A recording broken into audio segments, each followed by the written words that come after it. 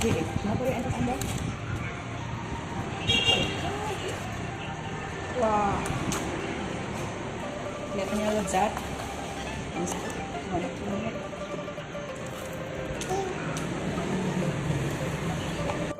Halo semuanya, jumpa lagi dengan saya APH. Mengapa APH? Karena Anda paling hebat. Seperti tadi yang udah kita lihat video sebelumnya ya, ada ngantar kue. Hari ini kita kedatangan dua tamu spesial. Di sebelah saya, silakan perkenalkan diri dulu. Halo semuanya, saya Meong Kepo. Dan sebelah saya, Halo semuanya, saya Sam. Hari ini kita berkumpul di sini, kita lagi bincang santai, kita lagi bahas mengenai perayaan kue bulan atau sering disebut dengan Mooncake Festival. Kita coba dulu dari Mr. Meong Kepo. Nah, ini orang-orang pada perayaan kue bulan, ngasih kue dan segala macam.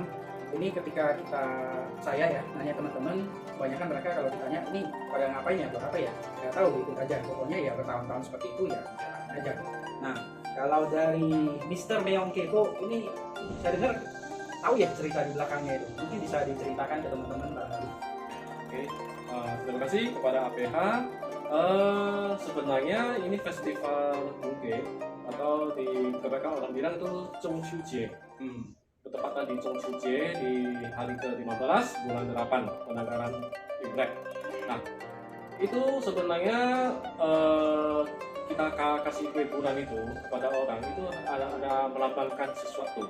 Nah, sebelumnya kira-kira tahu nggak itu kalau kue bulan ini dia kan ada tulisannya, kadang ada seperti ini, ada tulisannya, ada semua itu ada maknanya. Oh, seperti itu ya. Nah, seperti kan kebanyakan dari kita kan, kita yang usia muda, kita kan sering kasih kepada orang tua, kepada kakek nenek, atau kepada yang mungkin rekan-rekan bisnis, atau kepada teman-teman.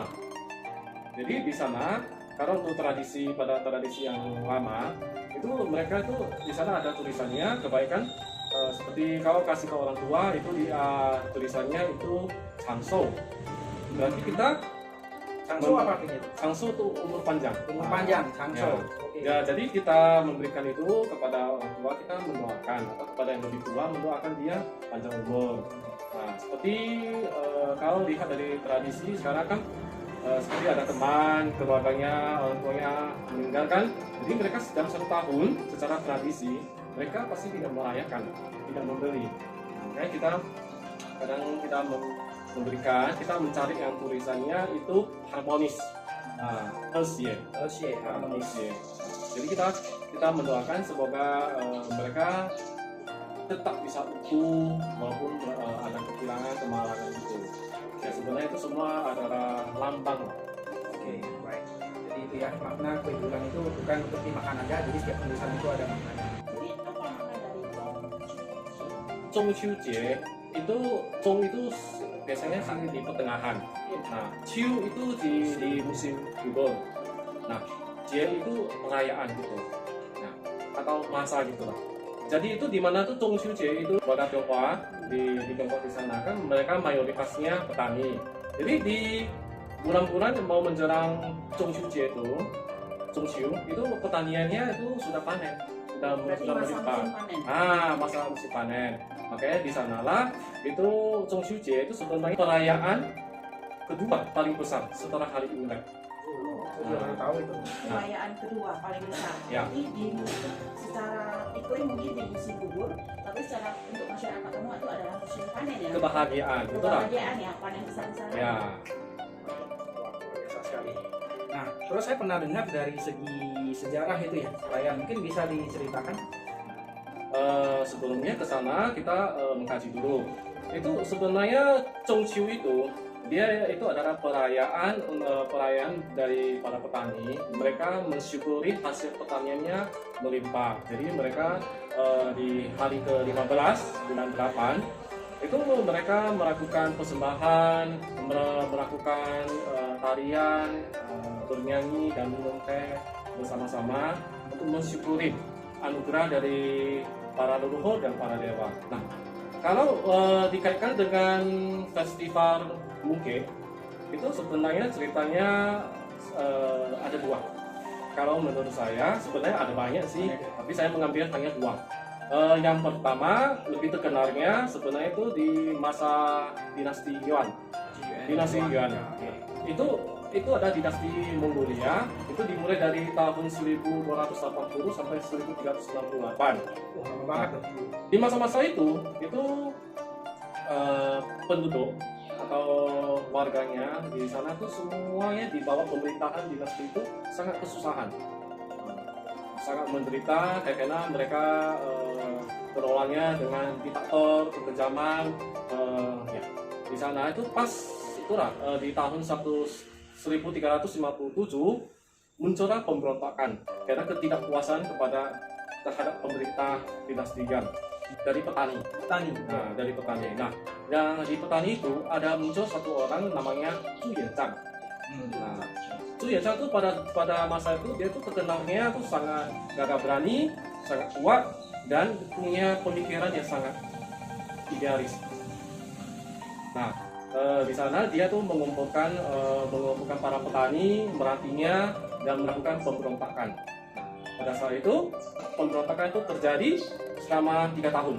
Nah, setelah 3 tahun pastinya di 1360 tahun.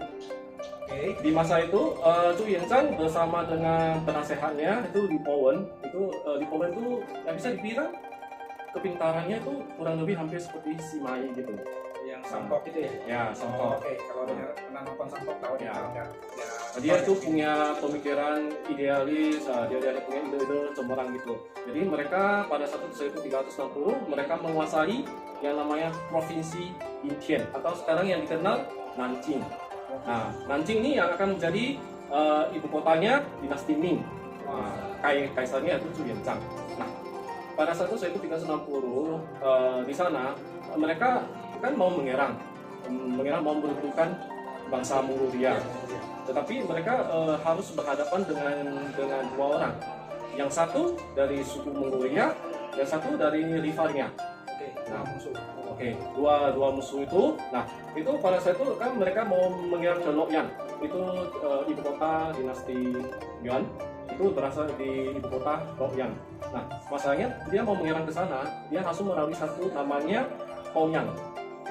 Itu di sana itu dijaga pasukan elit Mongolia. Nah, dia berulang kali melakukan penyerangan ke sana tapi tidak bisa masuk.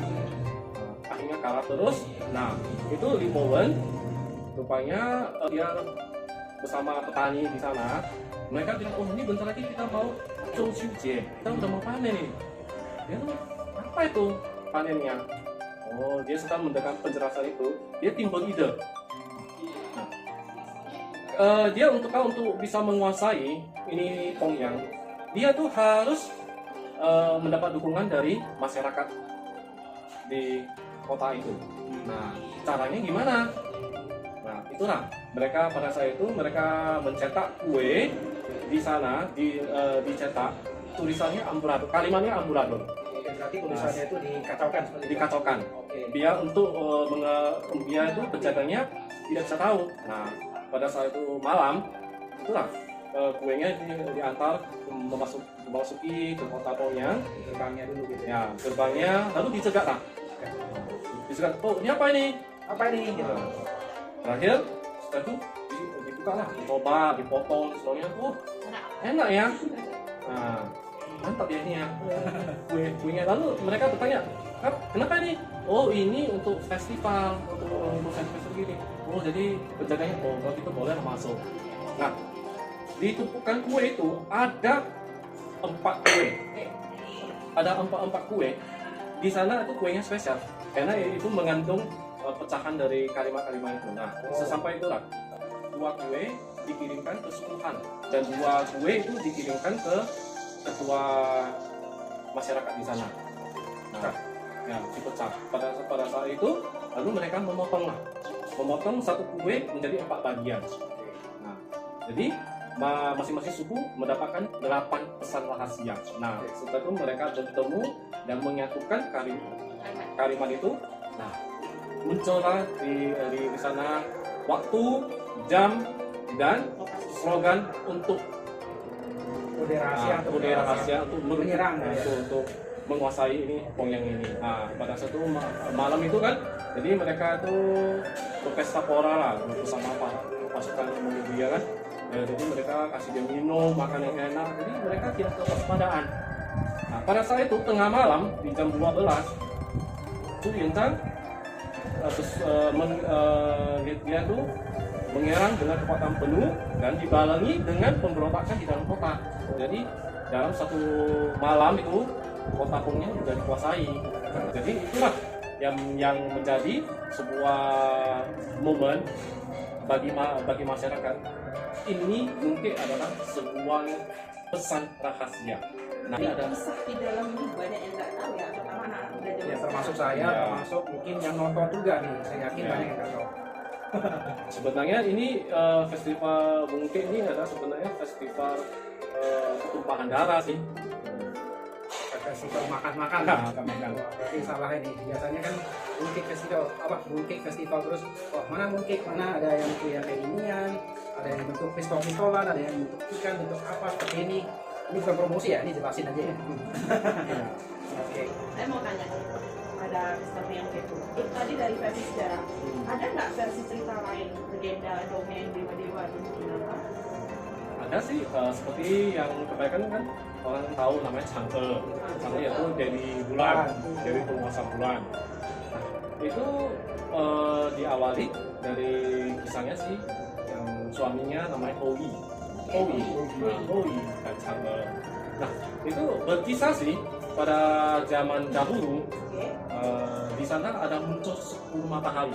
Semuanya masyarakat di sana semuanya kepanasan, hasil panennya gagal, airnya habis, meluap dan sebagainya. Nah, di sana kerajaan memberikan sayembara. Siapa yang bisa mengatasi hal ini akan diberikan hadiah. Nah, pada selama 7 hari itu tidak ada seorang pun yang bisa mengatasinya.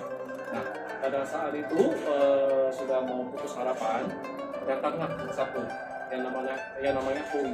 Hoi.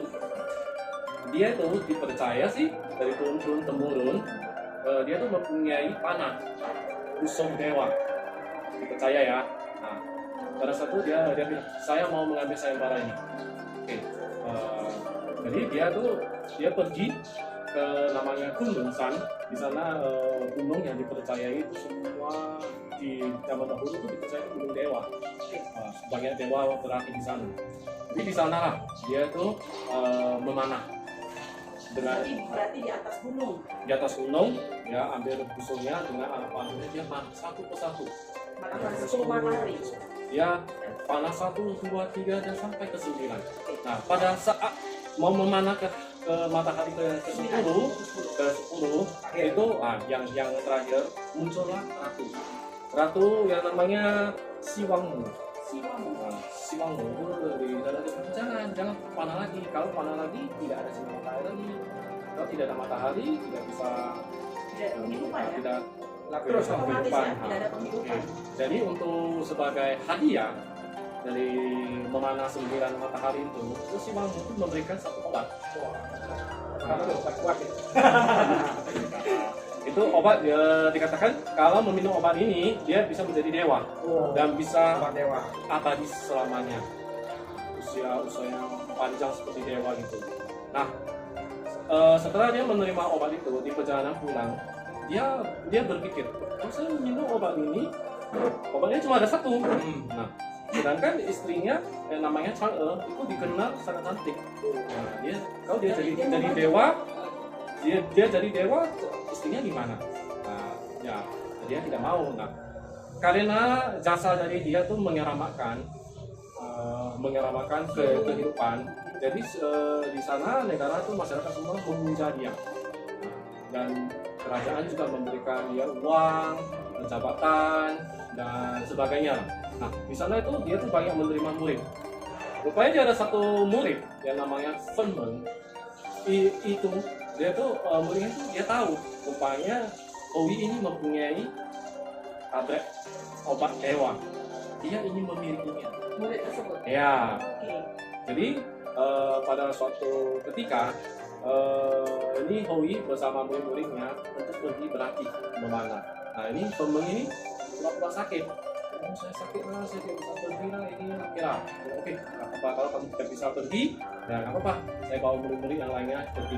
Rupanya dia udah punya pemikiran, Punya niat ya. punya niat ya, niat nggak baik. Jadi pada saat mereka pergi semuanya, dia tuh masuk ke kediaman. Oh ini, misalnya ketahuan sama Sangke, dia mau mengambil obat itu. Nah, pada saat itu Sangke demi untuk mempertahankan obat itu, Sangke tuh memakannya gitu. Oh. Nah, pada saat memakannya, Sangke tiba-tiba menghilang. Dia udah terbang ke alam dewa. Alhamdulillah. Nah, pada saat di sana dia menangis. Saya jadi dewi di sana, saya bisa ketemu lagi dong sama suami saya. Nah, pada saat itu Dewi Ratu Siwamu bilang gini, oke lah, kalau gitu coba meminta sama bantuan sama raja surga. Jadi raja surga itu melihat, oh rupanya kisah mereka dan Towi itu mereka punya jasa-jasa yang banyak gitu kan. Jadi ini Chang'e ditempatkan di bulan, yaitu bulan di mana planet yang paling dekat dengan bumi. Nah, tapi di sana Chang'e bisa setiap kali melihat suaminya. Bisa ketemu ya? Bisa ketemu. Nah, jadi masalahnya kan Towi setelah tahu hal ini, dia tuh sangat bersedih. Sangat bersedih, jadi dia sering mengeluh gitu lah supaya Dewa Bumi tahu. Jadi Dewa Bumi ajarin ke dia, saya ada caranya, yaitu pada saat kamu bikin kue bulan. Nah, pada saat itu tanggal 15 bulan 8, kamu di hadapan bulan itu kamu sembahyang kue ini dan menyebutkan namanya.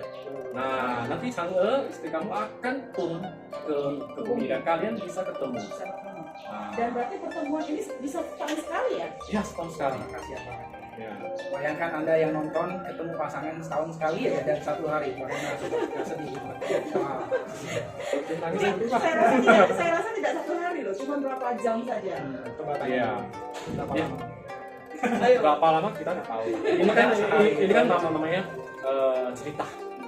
Cerita dongeng. Benar atau tidak ada yang tahu. Oke, berarti ini bukan semata-mata wah ini Mooncake Festival makan enak segala macam. Itu tadi 2 cerita, yang satu yang sejarah itu tumpah darah banyak yang mati di situ. Terus yang kedua ini ya jadi kisah sedih ya. Kisah cinta yang dipertemukan hanya setahun sekali ya. Iya. Kembangan cinta ya, boleh dibilang ya. Ingat gak itu ada slogannya Tipat Kai? Dari dulu begitulah cinta. Penderitaannya Benar juga sih. Wah, dari 2 cerita tersebut banyak pelajaran yang bisa saya dapetin. Banyak, masa saya pribadi ya, mungkin sama teman-teman yang lain juga banyak yang nggak tahu gimana dengan pilihannya sendiri. Nah, Ya saya juga nggak tahu, baru tahu hari ini. di sebuah kue berbentuk bulat yang kita setiap tahun makan, yang rasanya biasanya keluarga berkumpul sambil minum teh, tapi sepertinya zaman sekarang anak-anak muda jarang ya, setahu saya ya. Dari kue bulat ini rupanya punya makna, punya cerita di baliknya. Bukan hanya sekedar kita makan itu manis, tapi punya legenda kisah cinta yang sangat menyedihkan menurut saya. Hanya bisa dapat bertemu setahun sekali. Dari sisi sejarahnya, ternyata ini menjadi sebuah pesan tersembunyi yang untuk menyatukan suku Han dan suku Lu. Benar-benar wah, saya sangat. Bagaimana dengan yang satu ini, yang bulat ini? Yang ini? Ya. Ya, ini ya seperti itulah. Legenda. Seperti cerita legenda. Jadi kan Towi membikin kue seperti kayak gini dan bentuknya putih seperti bulan itu. Nah, itu di sana dia itu setelah menyajikan ini dia berdoa menyebutkan nama istrinya satu. Nah, itu pada saat itu dia turun. Berarti ini semacam kunci ajaib yang bisa menurunkan Dewi Chang'e. mempertemukan antara suami Chang'e dengan suaminya bernama siapa tadi? Towi. Yang ini gimana? Ini banyak orang yang biasanya suka ada yang bentuknya pistol, bentuk ikan dan segala macam. Ini bagaimana? Jadi sebenarnya tidak ada di dalam sejarah tradisi sih. Ini hanya tambahan. Lengkap ya? Nah, pelengkap lah. dia anak-anak senang kan, ada gambar ikannya, Yang bentuk pistol pistol. kayaknya dimain-mainin ya. Dulu kita itu kan. Dulu tradisinya itu mereka itu hampir berkumpul sekeluarga dengan orang tua sambil makan-makan kue, sambil minum teh, sambil bercerita. Ya sebenarnya makna dari kue ini kenapa bulat? Kenapa bukan lonjong atau Kenapa segi? dia segitiga, ya? Karena bulat itu melambangkan persatuan, Oke. kesatuan utuh itu. Jadi di sana ada kebahagiaan. Nah kenapa dipotong 4? Nah, potong 4 maksudnya adalah satu untuk ayah, satu untuk ibu, dan dua lagi untuk anak. Nah, tetapi tradisi kan sekarang kan semakin maju. Ya, Nah, ya. jadi mereka mengambil kue ini sebagai wujud untuk keharmonisan Acara kumpul keluarga. acara kumpul keluarga. Tetapi untuk masa pandemi ini jangan dulu lah. Bahaya soalnya. Masing-masing dulu ya. Masing-masing dulu lah. Soalnya banyak OTG ya. Wah, kita udah dengar cukup banyak ya untuk cerita perayaan Mooncake Festival ini. Nah, saya rasa untuk hari ini cukup sekian. Tapi untuk teman-teman, saya yakin banyak yang bertambah wawasannya, dan saya yakin pengen lagi mendengar lebih banyak mengenai cerita seperti ini. Nah, so untuk itu jangan lupa like, Komen. Subscribe. oke, ditunggu episode berikutnya. Bye. Ya, bye. Jihan stop dulu, mau ngomong apa? Kue bulan atau sering disebut suara kereta api. Itu penyakit. Oke. Oh my god.